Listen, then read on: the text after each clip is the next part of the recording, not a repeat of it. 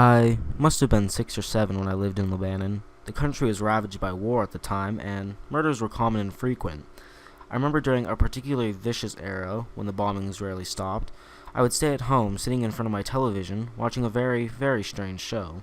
It was a kids' show that lasted about 30 minutes and contained strange and sinister images.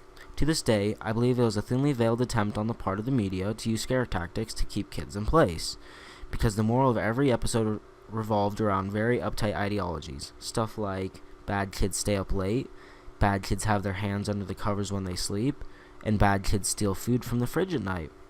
It was very weird, and in Arabic to top it off. I didn't understand much of it, but for the most part, the images were very graphic and comprehensive. The thing that stuck with me the most, however, was the closing scene. It remained much the same in every episode. The camera would zoom in on an old, rusted, closed door. As he got closer to the door, strange and sometimes even agonizing screams would become more audible. It was extremely frightening, especially for children's programming. Then a text would appear in the screen in Arabic, reading, "That's where bad kids go." Eventually both the image and the sound would fade out, and that would be the end of the episode.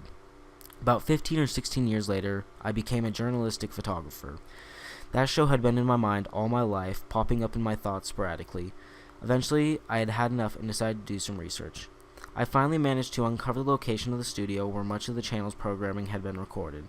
Upon further research and eventually traveling on site, I found out it was now desolate and had been abandoned after the big war ended. I entered the building with my camera. It was burnt out from the inside. Either a fire had broken out or someone had wanted to incinerate all of the wood and furniture. After a few hours of cautiously making my way into the studio and snapping pictures, I found an isolated, out-of-the-way room.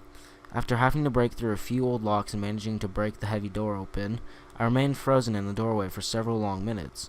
Traces of blood, feces, and tiny bone fragments lay scattered across the floor. It was a small room and an extremely morbid scene.